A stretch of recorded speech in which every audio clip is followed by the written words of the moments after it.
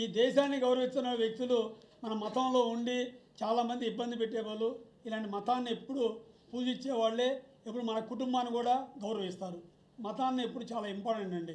అంటే మతాన్ని మనం గౌరవిస్తున్నప్పుడు హిందూ సాంప్రదాయం ఈ ప్రపంచం మొత్తంలో ఎక్కడికి వెళ్ళినా వెంకటేశ్వర స్వామి టెంపుల్ గురించి గొప్పగా చెప్తారండి. ప్రపంచంలో ఎక్కడికైనా వెళ్ళండి, అమెరికాకి వెళ్ళండి, అమెరికాలో కూడా మన దేవస్థానం ఉంది, టీటీడీ దేవస్థానం.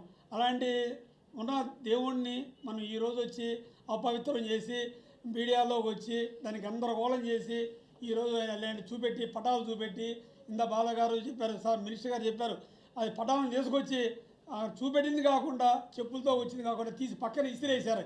ఇసిరేయడం ఎంత బ్రహ్మ, అది ఎంత తప్పు అంటే మామూలు తప్పు కాదండి. ఎందుకంటే జనం గమ్మునున్నా సరే దేవుడు అనే వ్యక్తి గమ్మునున్నాడు. అందరికీ పరిష్కారం అనేది ఒకరోజు వచ్చింది.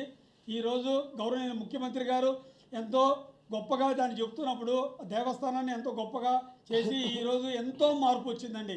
దేవస్థానం ఈ 2 సంవత్సరాల్లో వచ్చిన మార్పు అంతా ఇంత కాదు, ఎంతో గొప్పగా వచ్చింది మార్పు.